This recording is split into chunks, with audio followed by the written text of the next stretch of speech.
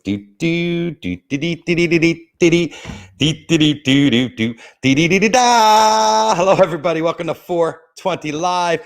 It is Monday, August 31st. I am Jeff Kravitz, your host today. The last day of August. Summer is finally dwindling down. It's cooling off down here at the Jersey Shore.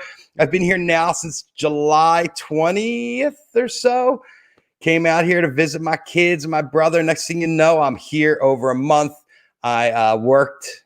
I have a job. I worked last weekend, which is why you only saw me 2 days last week.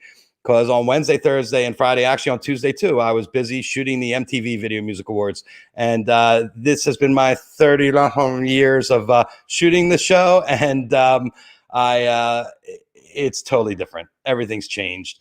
The pandemic has put everything into a hyper state of, I don't know what's going on, but I spent the time in the studio. Everything was pre-shot. Tomorrow, we're going to get into it with some of the producers from some of the past MTV Video Music Awards and some of the people that worked on the show this year and talk to them a little bit about how it worked and the background. If you watched the show last night, it was incredibly futuristic. It was like watching a futuristic award show with no audience. I mean, it seemed very canned, but at the same time, I really appreciated the effort and the look and just the fact that they tried to do something different to try to get the message across and to try to continue the legacy of the MTV Video Music Awards would not be taken out by COVID. And, you know, this show's irreverent. It's something that has been on our radar forever. And, you know, I saw a lot of criticism today, people talking to them not political enough, too political. But you know what? We're entertaining the youth of the world. This isn't made for us 50, 60, 70, 80-year-old men, even though we all grew up with MTV. This is made for the kids. And it's a tribute to them of what's happening in their scene, in their world right now. So it's nice for them to do something. And the most important message that got out on there is one of the most important messages you're going to hear from here over and over again. Vote, register to vote, check headcount.org. Get in there, make sure that you're taken care of and you're ready to go on election day. And also they're talking about mailing in your ballot by October 20th. But, you know, to get early on top of the charge. But, you know, if you sat through the RNC and the DNC, which I did not, I'm sorry, I'm not watching that. I watched the highlight reels. I saw the tweets and I saw the spectacle. And I did watch the 25 minutes of Joe Biden's speech and I watched 3 minutes of Rump's, you know, whatever he does. And, you know, what do you want? Do you want a capable government? Or do you want people up there with their heads up their ass worried about filling their own pockets? And then this is the decision we're really making right now. And I think it's important that you educate yourself and understand what's going on. But as you know, at 420 Live, we're not here for the news and the politics. We come to you for the distraction. And it's something I specialize in. And to start off today, I thought it'd be cool what I do after I shoot an event like the VMAs is I go through to see what I got because you're interested in what came out. So let's see. This is this is how I go onto Google and search the next day. I'm sharing the screen, right? Let me make sure I'm sharing because I have to be off the screen. Okay, there it is. Good. So what I'll do is I'll just put my name in and put what happened in the past 24 hours, and I'd be able to see kind of what I did last night. You know, you have some stuff show up like this, which is the Black Panther, Winston Duke, and Chadwick Boseman here, which will get mixed in. But you can see I was working with this beautiful lady right here, Bella Hadid, and I was doing Keke Palmer's in and outs that she was doing. I also shot her performance, and Maluma. I was in Brooklyn for his performance too. And you know, there's a couple stuff from the old VMAs and stuff mixed in from these VMAs. They shot some in New York, they shot some in Los Angeles. But this gives me a good idea of kind of what's moving and what's selling out of what I shot this week, so I can have a good idea of, you know, kind of what people are looking for. And I also see the big story, of course, Lady Gaga and her mask. Lady Gaga was in Los Angeles, not in Brooklyn. So I picked the wrong city for Gaga, but you know what? It doesn't matter because that's not really what I'm doing. It's not what I'm just doing my thing. You know, I'm just trying to make the best of the situation and shooting whatever's in front of me. Very unusual is I was the only photographer on set. Usually we do these things. There's AP and Reuters. There's about 12 photographers shooting there, and also a couple from Getty. And now I was the only one here. Kevin Mazer I was shooting with, he was doing weekend up at the Edge. So we were all over town, all over the country covering the VMAs. Like I said, tomorrow we're going to get into it. The weekend, I think that's part of his video where he gets beat up in the video. So he's walking around with his face all bloodied. I mean, it seems like it's makeup to me. Nobody's going to get close enough to that guy to hit him because he's got a bodyguard like that, bigger than me. He guy's like 600 pounds. So today's show, to segue, is with William DuVall. William is a singer, performer. He's been at it for many, many years from the ATL. He has been with Alice in Chains for a while, and he's also still probably with Alice in Chains and doing his own thing. This week, he is going to be performing this weekend, Labor Day. He's doing 3 nights on the StageIt platform, and you can, we will share the link. I believe I already shared the link at the beginning of the show on all the comments. So there should be a link at the top of the comments there. But let's welcome William DuVall onto the show. Hello, William. Hey, how's it going? Nice. Good. How are you? I'm good. Thanks for having me on, Jeff. That's great. So tell us about your event that's coming up this weekend on StageIt. Yeah, I'm doing, it's actually 4 shows, 4 consecutive nights. And each show is kind of timed it's sort of tailored to each time zone. So it starts tomorrow and 9 p.m. Eastern time for those of us on the eastern part of the United States. Then we've got Wednesday night's going to be kind of tailored to Central Time, and then Thursday night's kind of tailored to Pacific Time, 9 p.m. Pacific, and then we wind up on Friday night with a show that's more or less tailored to the UK, Europe. It's going to be 9 p.m. UK time, which would make it about 4 p.m. Eastern and 1 p.m. Pacific. So that's kind of what I'm doing. It's a week of shows leading up to my birthday, which is this weekend. And I thought it would be fun to just celebrate with the fans all week. And what are you performing? These songs are going to focus on my debut solo album, One Alone, which came out October 4th last year, and which I've been touring all of last fall and into the early part of 2020 until, of course, the pandemic shut everything down. But I got to do all of America, which was great. Just these really intimate listening rooms all over the US. And then I was going to Europe, and that's when things really ramped up with the shutdown. So those European shows are now rescheduled for next spring, 2021.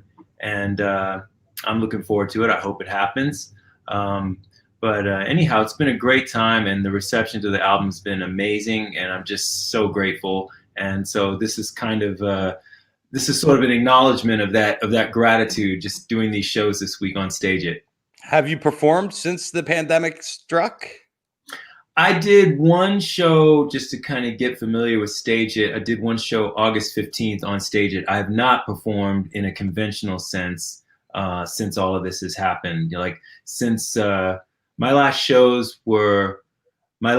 in Seattle on February 29th, the leap year, February 29th.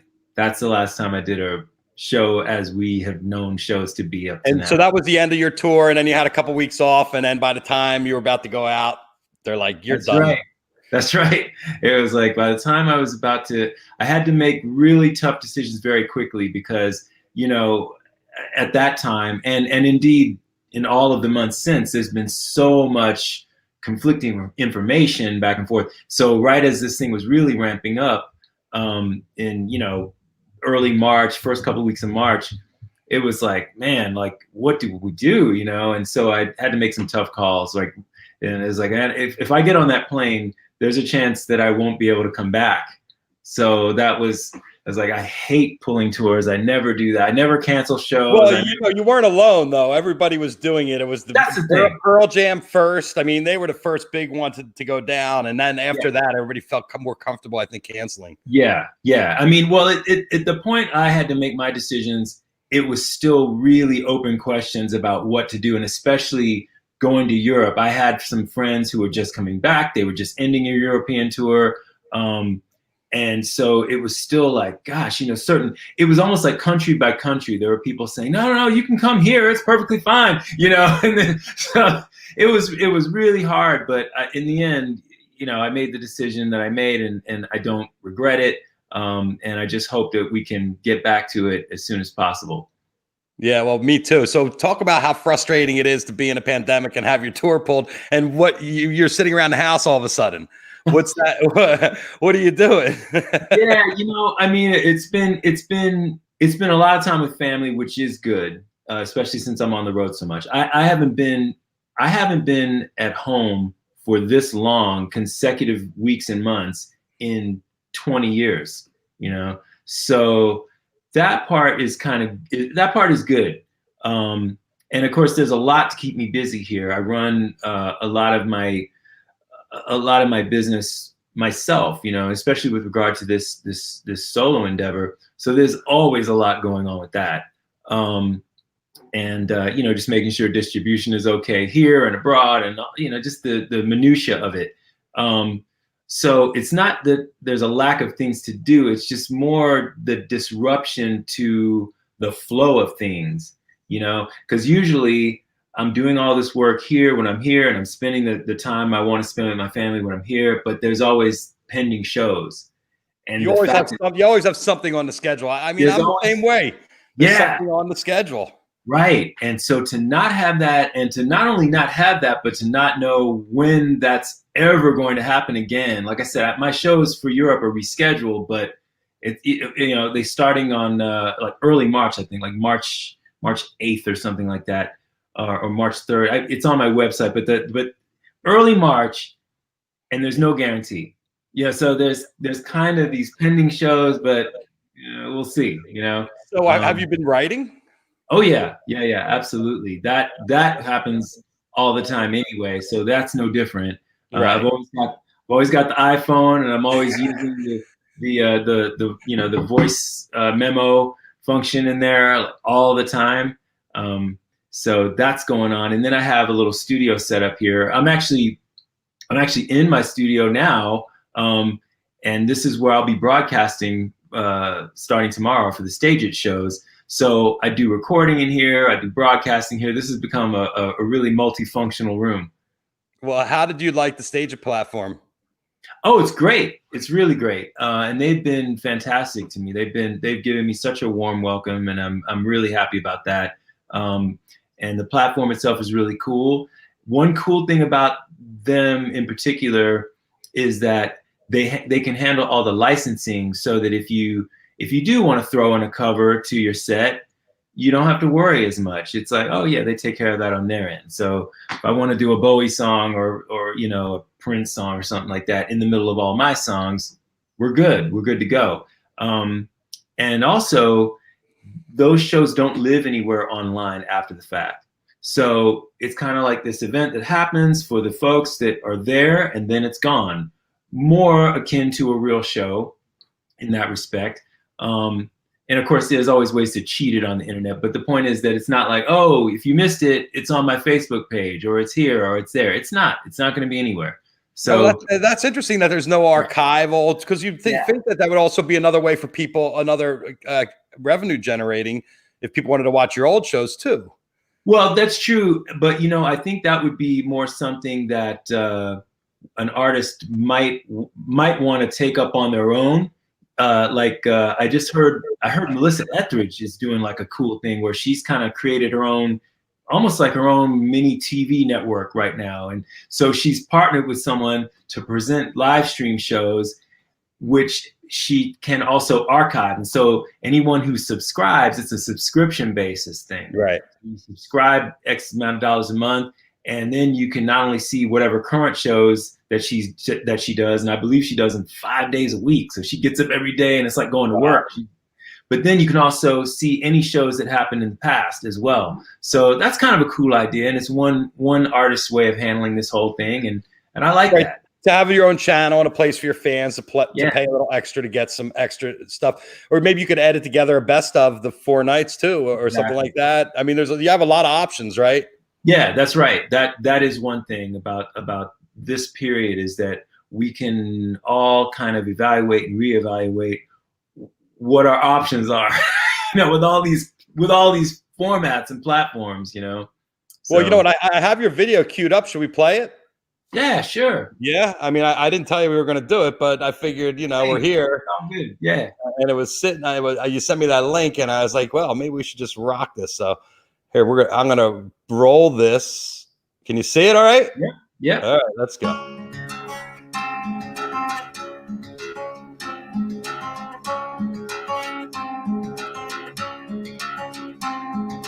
Dark days tearing me down, nights are soaked with tears.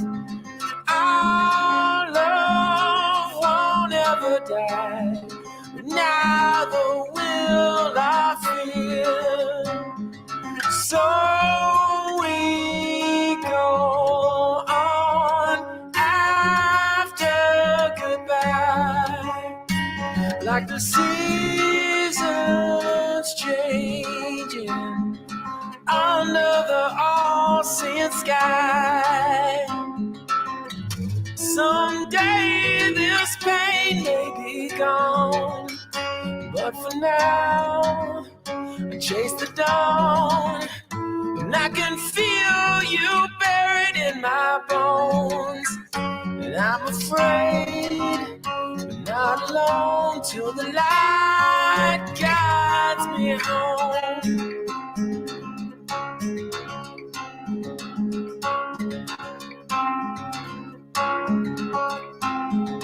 I tried to build upon a dream, born in our family tree, but all I did was break you down with my demons and insecurity.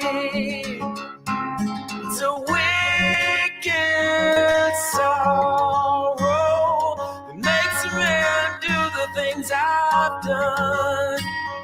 And I can't blame you for calling up the strength it took to run. Someday I may feel you smile again, and I atone for all my sins. But I belong in this hell I made my own. Still afraid, but not alone, till the light guides me home.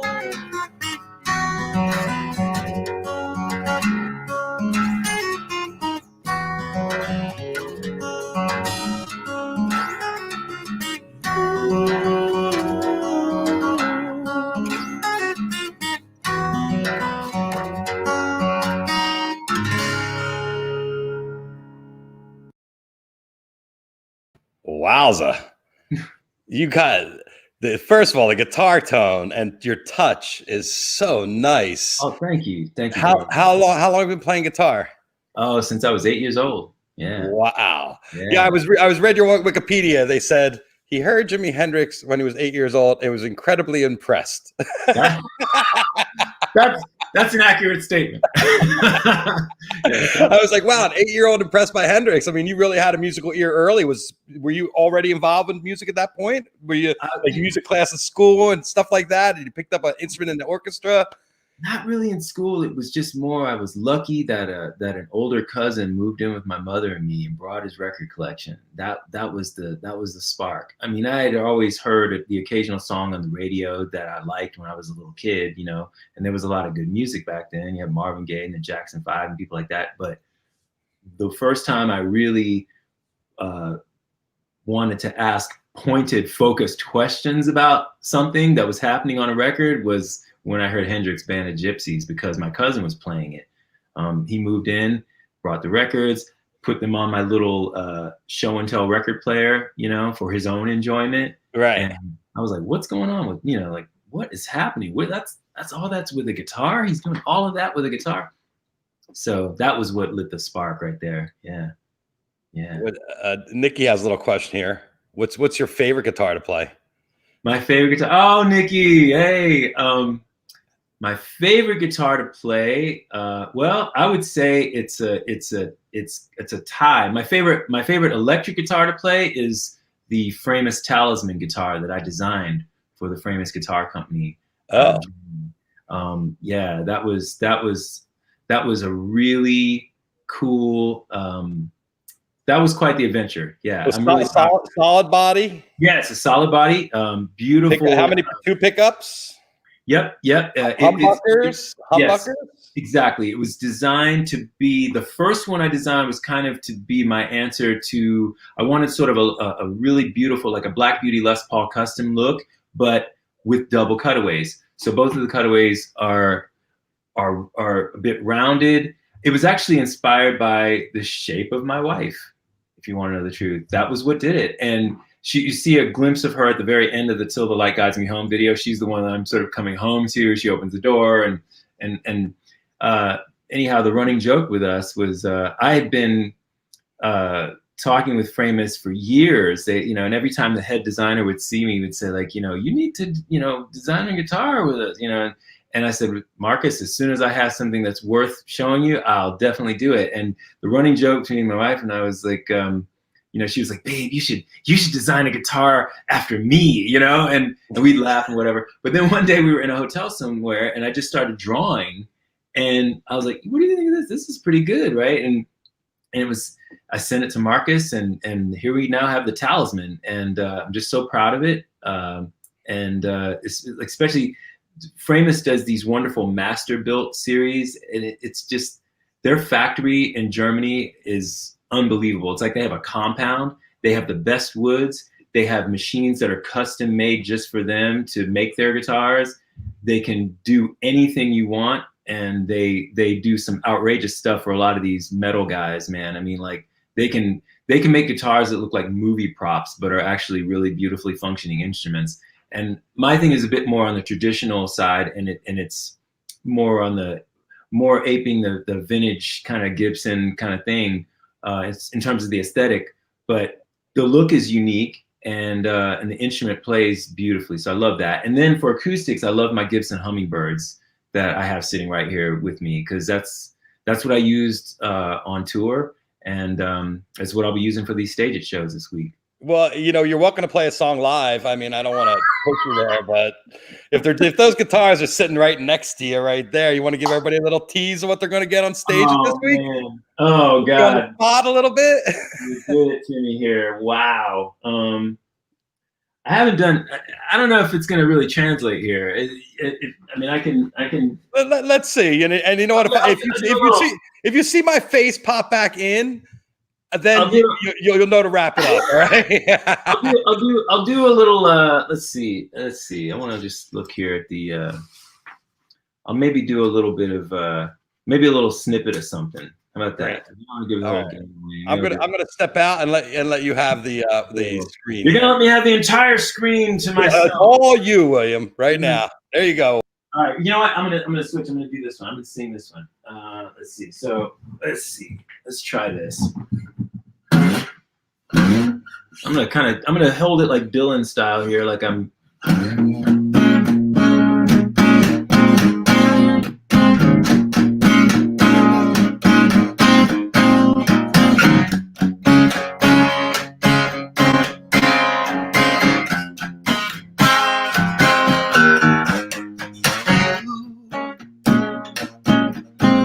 So much more than beautiful. I can't help trying.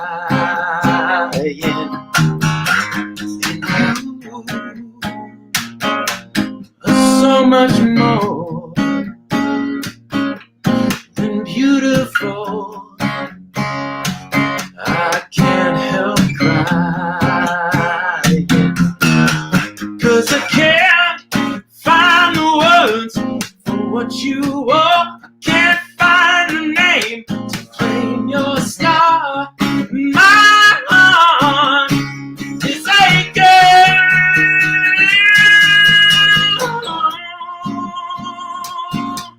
Whoa. Whoa.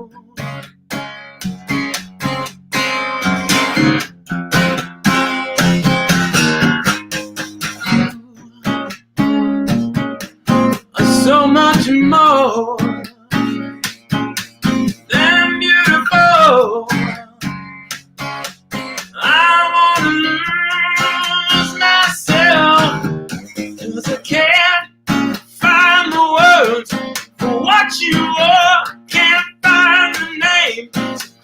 You're a star, my heart is taken.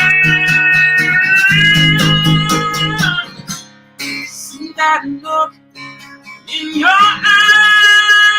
eyes, it's why I feel the heat from your skin. It's why when I'm locked in your stare, there's nowhere left to go.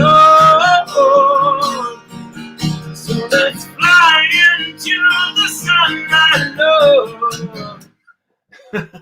Wow.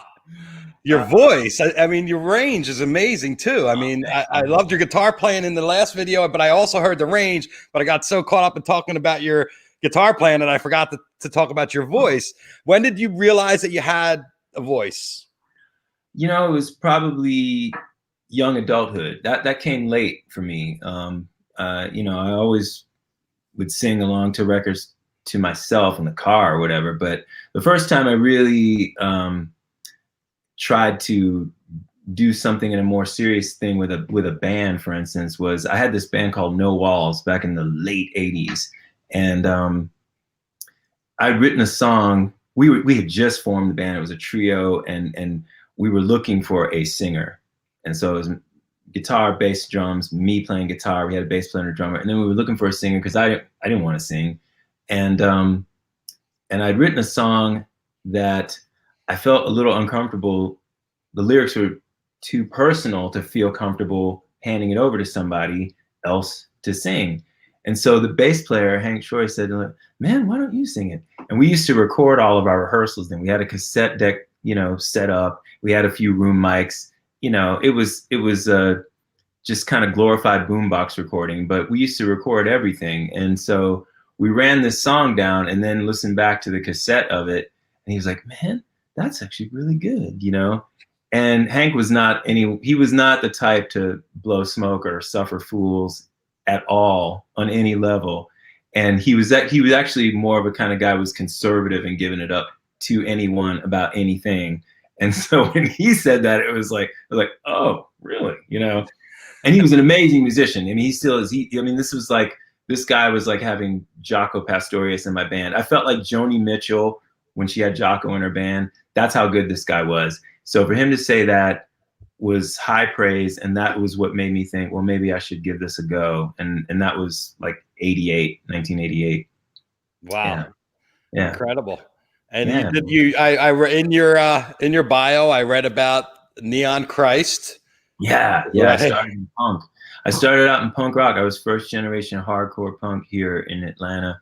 And again, I wouldn't trade it for the world, man. I mean, to come into your teenage years discovering essentially a new music, like a new form of rock and roll that all the authorities find extremely dangerous to the point of wanting to do nothing but stamp it out. I mean, it doesn't get any better than that. It's probably the only thing that would compare would have been like maybe, you know, the 60s with the you know, the counterculture movement then, or maybe the mid 50s when rock and roll first got coined as a musical form, and you had integration happening at shows and stuff. That I'm sure that was exciting. But the closest that you could get, I would say, in the last 35 plus years would have been hardcore, because that was really underground too. That was what was cool about it. And it was also great that it was kids doing it for themselves. So it was youth music being made by kids for kids, and it was in no way being controlled. In fact, it had nothing to do with the conventional music industry. The conventional music industry wanted nothing to do with it. So I learned how to make records by literally making my own records. I mean, Neon Christ put out our single ourselves. I was 16 years old. I couldn't even drive a car legally yet. When we went on our first tour, I couldn't drive a car legally. My drummer. And this is before iTunes and being able to, this is like a 4-track in your bedroom, or we actually went into a studio. This was the early 80s, and we actually went into a studio to make this recording, but it was like, you know, it was like an 8-track studio, I think, or something, you know, and we set up live and we played the songs the way we would have played them in rehearsal, you know, and that was the record. But the big thing is that we went that extra mile of like calling up a pressing plant and ordering up, 1,000 of these things to be pressed, and then folding up, making our own cover, folding it together as a thing. So, so it's a record, and then selling it ourselves. That was the big takeaway, the DIY thing. And I still have that, So that not only was exciting and very gratifying to me as a kid, but it literally formed who I am now in many, many ways. I still use a lot of the philosophies, the ethics, and the practices of that time, like to this day. I'm doing it right now. And in those days, it wasn't easy to be DIY. Like the record labels were not into having people pressing their own records and doing their own music. They wanted everything under their lock and key. Sure. Yeah, absolutely. Well, yes, except that, again, they didn't really want any part of hardcore. That was kind of noise. You know what I mean? And yeah. So it was good to be disregarded for such a length of time, because a lot of the greatest American bands at that time would never have come out if it weren't for the independent label springing up to put them out. Like SST was my favorite label at that time. And I knew those guys. I knew Chuck Dukowski and Greg Ginn from Black Flag. And I knew, the great thing about that period, besides everything I mentioned about DIY and learning that as a kid, was you also got to know your heroes. I mean, I was friends with the Bad Brains. I was friends with Black Flag. I was friends with DRI. Corrosion and Conformity, the early Corrosion and Conformity, those guys were our brother band, Neon Christ's brother band. They were from Raleigh, we were from Atlanta, and, to do what we were doing in the Southeast was not easy. I mean, it wasn't easy anywhere, but doing it in places like Atlanta and Raleigh, you had some extra challenges, let's just say. And so those guys were like, they were brothers to us, and it was just a great time. Like I said, I wouldn't trade it for anything. It was an amazing way to come of age, really. Yeah, well, and it led to you to ultimately getting into Alice in Chains in some way, correct? Just having that training. I think, yeah. I mean, every experience leads you to the next, to the next, to the next. And yeah. So I mean, again, the DIY thing led me to years later. Like we're talking like 1999, fast forward from early 80s to 1999, and I have this band Comes With the Fall, and Comes With the Fall recorded our first record in Atlanta, and then decided, I was like, I'm gonna put this out on my own label, DVO Recordings. We're gonna take this record and we're gonna move to LA. We're just gonna jump off the cliff because I've done everything I can do in Atlanta. I'd even had like some pop success. I that song, I Know What You're Doing. Yes. Yeah. Well, I wrote that with a guy named Milton Davis for Dion Ferris, and that was a big pop hit. So I kind of had underground success, I had overground success to some extent as a songwriter, and I just done everything I could do in Atlanta at that point. And so Comes With the Fall recorded our first record. I put it out. We moved to LA, and one of the first people that I met upon arriving in LA was Cantrell, because he had heard about our first record, and then when he finally listened to it, he was like, oh my God, I got to meet that guy. So that's what led to our friendship forming, and we actually went on tour with him for a couple of years, because he was finishing his second solo album, Degradation Trip, and we were hanging out every day. He was at our apartment all the time.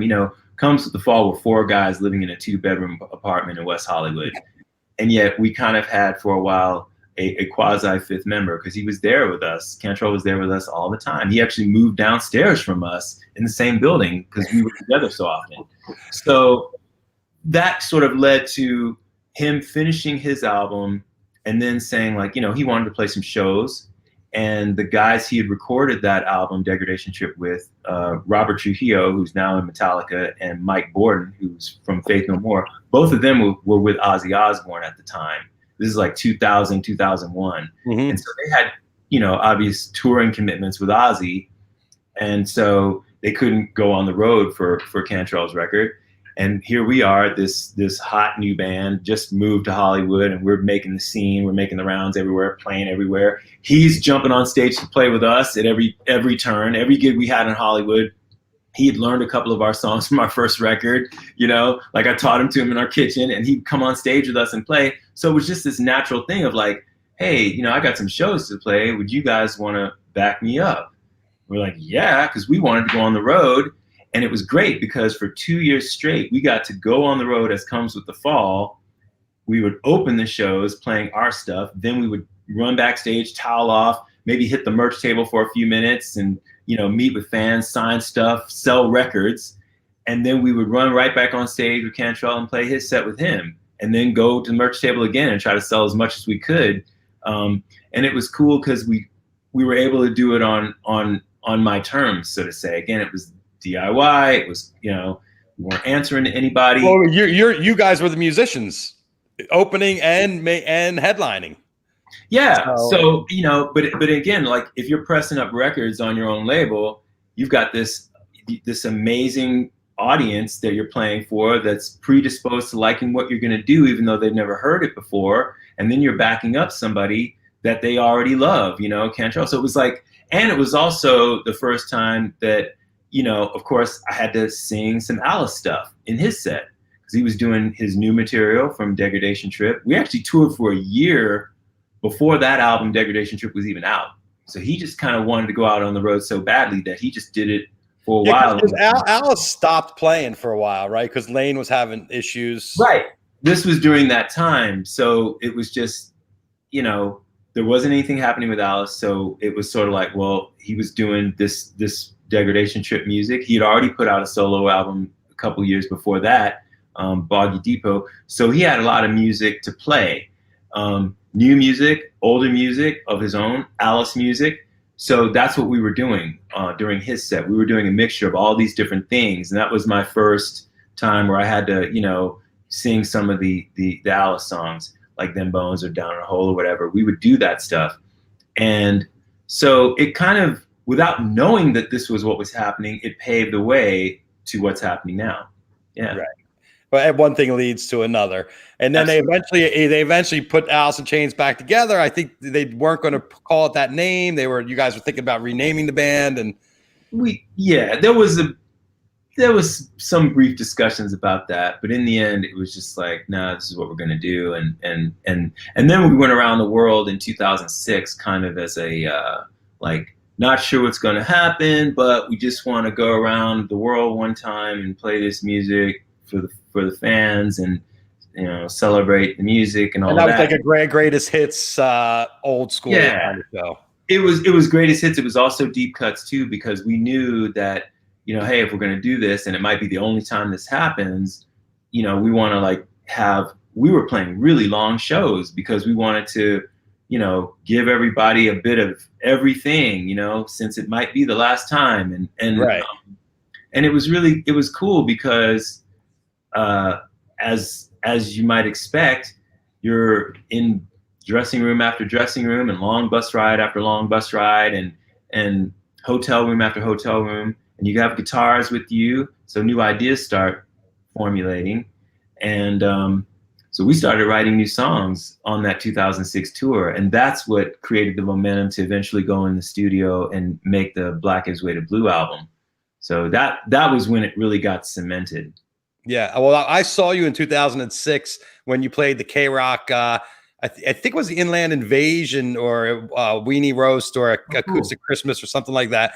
So, but that's when I saw you on stage, and I photographed Lane with Alice in Chains in the 80s when he came to LA and they played like a rockin' choice, and he was such a amazing performer. He was so magnetic and so interesting on stage, and his voice was so unique. How was it for you to try to step into those shoes? Just, I just went in as myself. That's all you can do. And I kind of, obviously learned on the job, so to speak, because I had played many, many clubs, in my coming of age, right, in the underground. But, working big stages and having to work big stages as a front man with no instrument all the time. Because I was used to playing guitar and singing by that point. But so you always had that instrument in between you and the audience, like a body shield. Exactly. Working big stages with nothing but a mic, though, that was a new thing, and I had to become something else, someone else, in order to really do that. I had to add on to what was already there with me.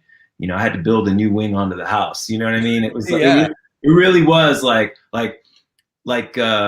you know, one day we were in a rehearsal room kind of just deciding if we were going to do this or not. And the next minute I'm in front of 30,000 people in Portugal, you know what I mean? Like outdoors. And it was just like, okay, here we go. Deep in, dive in, you know, sink or swim, dude. And, you know, I swam.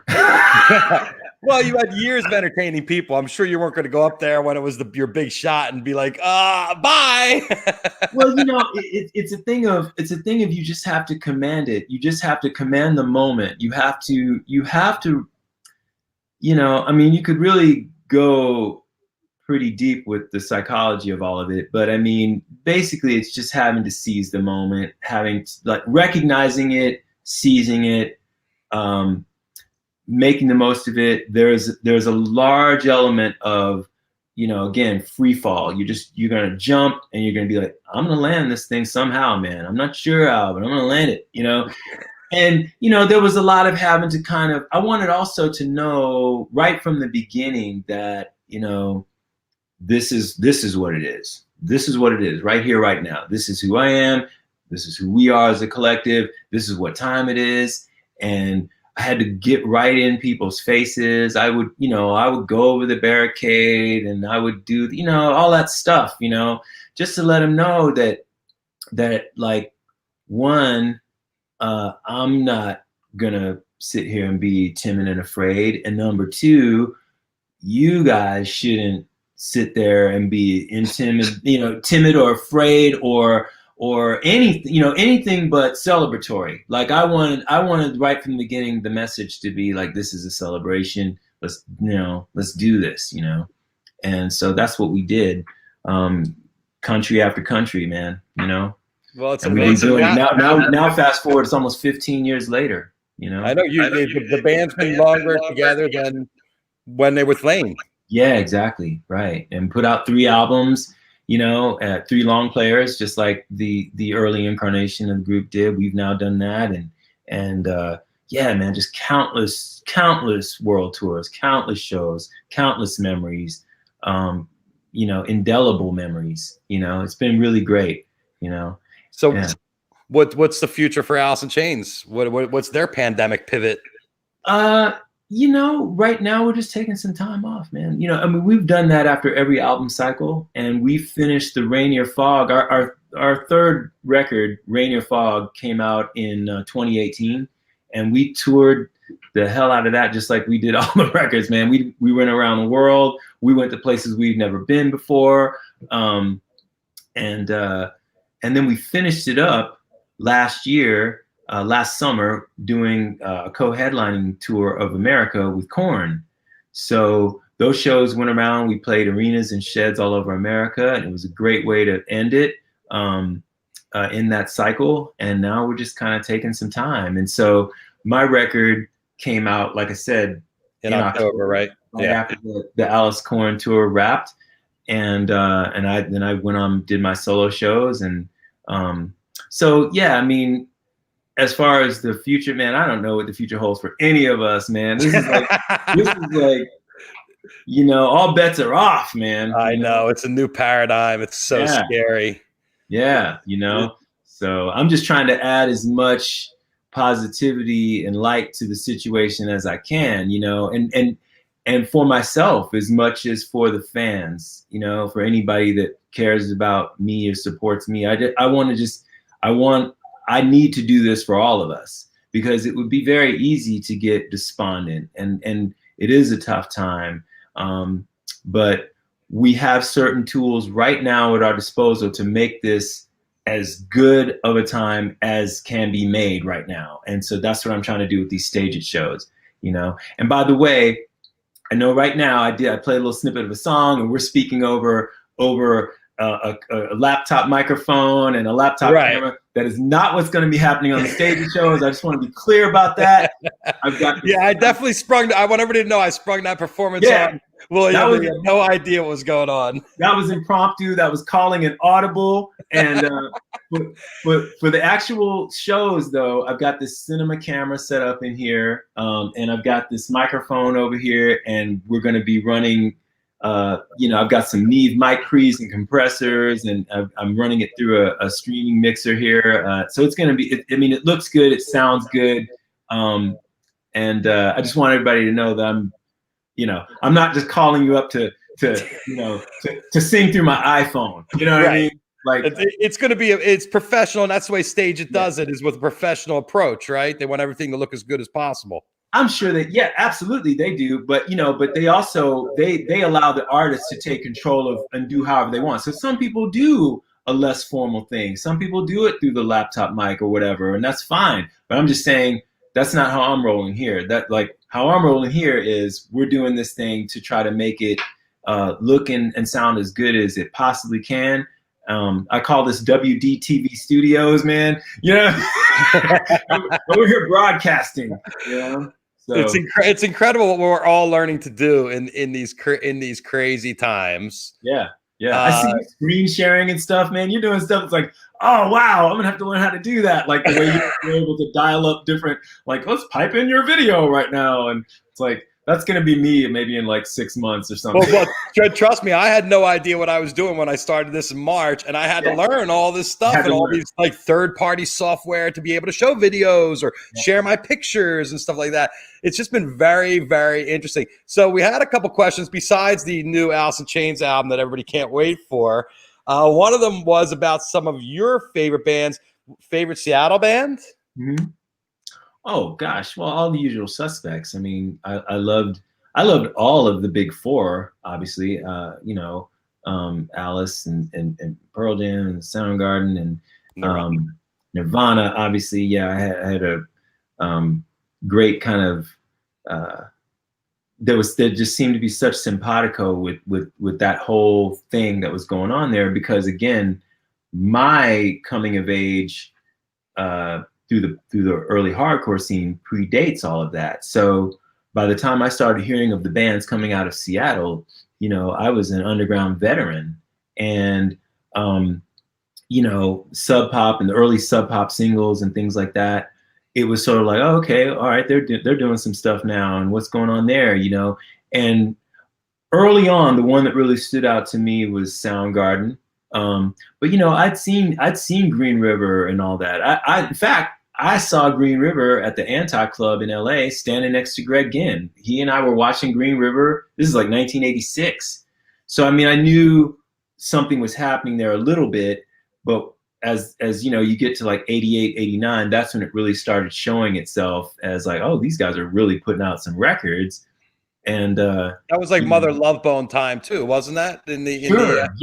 Yeah. And and obviously many bands that didn't get as famous that also were very good and had something to offer.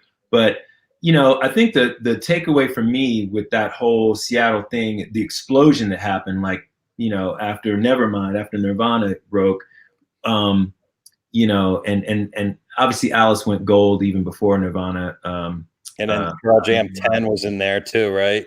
Yeah, I mean, it all kind of happened within a year and a half. But I think the big takeaway for that whole thing was how those guys helped change the way that one deals with fame in public. I think that was fascinating for me just to watch as a fan of the bands, and also just as a consumer of music, and as somebody who was also playing music and had aspirations and all of that. It was interesting to see these guys wrestle with fame like that in public in a way that I don't think we had seen before. You didn't see U2 struggling with fame the way like Eddie Vedder did, for instance, or whatever, like you didn't see Guns N' Roses struggling with their fame the way, Yeah, they had a couple of small issues, Guns N' Roses, back in the day. Right. Well, I think there were issues and there were public dramas and things, but you didn't see the struggle with fame itself. You know what I'm saying? They seemed to handle it very well in the beginning, but I think You know, fame is a very interesting thing because nobody knows how to handle it, and they don't give you a guidebook when you become famous to say, here's the do's and don'ts. Everybody's figuring it out on their own. Right. No, that's true. And I guess the particular strain of struggle I'm talking about is the thing of like, I wasn't supposed to be famous. It's kind of the vibe, you know, that you got from the, you know, shunning the fame. Cobain wanted to get his music out, obviously, like anybody would, like we all would, right? But I don't think, I think his struggle with the massiveness of that was much more of like, I wasn't even built for this. You know what I mean? Like Axl, it was kind of, or Guns N' Roses, like Slash, he looked built to be playing guitar in the video on the cliff, you know, like with the hair blowing in the wind, and you know what I mean? And like it looked very much like this is where we belong. You know, they were the stereotypical rock stars, and they played the role to the T. When these guys came in, they didn't know how to play that rock star role. They were bringing. It was like watching my friends get famous, because it would have been like watching anybody in my group of friends suddenly having to deal with that. It would have, and watching Cobain or somebody like that deal with it, I would have had many of the same responses, because we came up, again, people who came up in the punk scene and the hardcore scene, it was anti all of that as far as how you practiced what you did, you know, like your day-to-day practices. And it's not that, you know, it's not that a lot of us didn't love Led Zeppelin records or Sabbath, or that we didn't, you know, I mean, a lot of us could appreciate Guns N' Roses, a lot of us appreciated U2 and all that. But in terms of being built for that kind of stardom, a lot of our generation just was like, no, no, no, no, no. And then when, you know, a guy like Cobain is suddenly like shoved into that, and he kind of wanted to sell records, he wanted to make a living playing music, but then to deal with all of that, it was like, whoa, you know. And it was a trip to watch that struggle play out, and obviously so many tragedies as a result. But yeah, I think it was admirable to me, just as a fan of those bands and a consumer of music, a big fan of music, to watch these guys just endeavor every day to be true to themselves. You know? Yeah, but as you said, out of the 4 bands you mentioned, only one still has all their own original members and is still at it, and that's Pearl Jam. You know, and it's very sad that these guys, they couldn't handle the fame so bad that they ended up getting into destructive behavior. Well, and I think there were conscious decisions made on the part of the guys in that band to pull back on a lot of stuff so that they could have a better shot at maintaining some longevity. You know, I mean, Pearl Jam not making videos for some of their biggest albums, for instance, like after 10, those guys they were like, we're not making videos until we decide we're going to make videos again. But for the foreseeable future, we're just not going to do it. There were decisions like that. And the Ticketmaster thing too, which created huge headaches for them that they really didn't need at that time in their career either.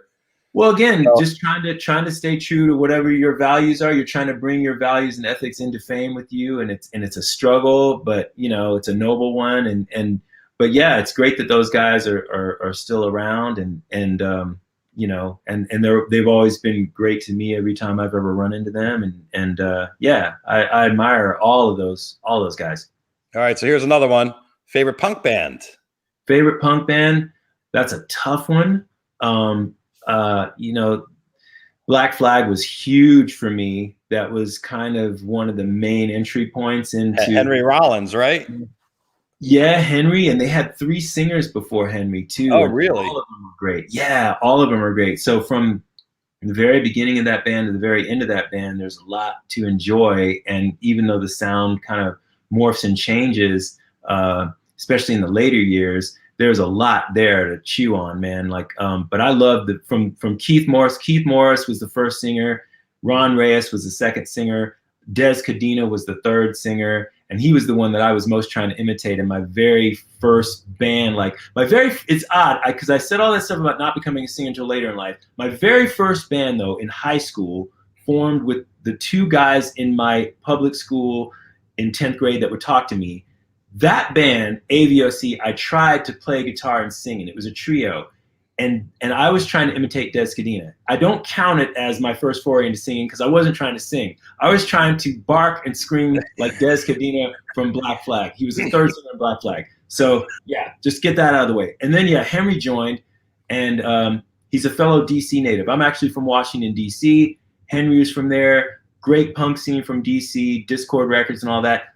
My other favorite band of that era, the Bad Brains, were also from DC. And so yeah, it would probably be a toss-up between Black Flag and the Bad Brains. Bad Brains still remain the greatest live band I've ever seen, that I was actually in the room for. They played a show that was so amazing that they actually ran off the Santa Barbara Riot Squad in Santa Barbara, California. Like, I've never seen it. In those days, a lot of shows would get broken up by the cops. That became fairly routine, and especially on the West Coast. And at that time, this is 1986, I had moved from Atlanta. My first move from East Coast to West Coast was when I was 18 years old. My band Neon Christ had broken up, and things were really heavy for me in Atlanta here at that time. Had even had a rumored contract out on my head from some Nazi skinheads. So it was a very heavy time. A lot of people were getting hurt, just a lot of drama. So I got out of town and I joined this band called Blast, who were from Santa Cruz, California. And Blast was a great band, used to play up and down the West Coast a lot. We actually ended up putting out an album on my favorite label of the time, everybody's favorite label of the time, SST Records. So that was a huge honor. But we played a show in Santa Barbara with the Bad Brains at a community center. And again, cops breaking up shows was fairly routine, especially on the West Coast. But this was a full-on riot squad kind of occupation. They marched in, they lined the walls. It was very serious. They sealed off the entrances. Bad Brains kept setting up like there was nothing else going on. They never once acknowledged what was happening. They set up, they start playing. The kids obviously explode. They're going crazy. The tension is ratcheted up that much higher because we have an occupying army surrounding us, literally. I'm going to tell you, they tried cutting sound on those guys. They tried cutting the PA. That only poured gasoline on it. HR, the singer from the Bad Brains, just threw down the mic. It shattered into a million pieces on the stage. And then he starts conducting the whole crowd like a choir. So they need no PA. It's like it's all happening. Like, you know what I mean? It just ramped it up even further. So long story short, finally it got so intense, the riot squad turned around and walked out. They marched right through the same door that they had entered. And it was the craziest thing I've ever seen to this day. And I've seen a lot of crazy stuff, And the really beautiful part is not once before, during, or even afterward did the Bad Brains ever acknowledge what was happening. They never did. They turned the PA back on. They continued with their show. They never stopped playing. It was brilliant. To this day. It was, and that sounds about as punk as you could get. Yeah, at the pinnacle of the scene. Well, we're running out of time. I could talk to you all day. You have so many great stories, and you're just so interesting. But I want everybody to tune in. Pick a show or pick a 4-pack. Yeah, pick a 4-pack. There you go. StageIt.com WD111. William DuVall's birthday coming up on September 6th, right? Is that That's it? Right. You got there it you right. go. See, I remembered something from Wikipedia. Hey, William, thank you very much. It's great to meet you, and I look forward to seeing you live, like right on, real thing, Man, thanks for having me on. It's been an honor to talk to you. Great.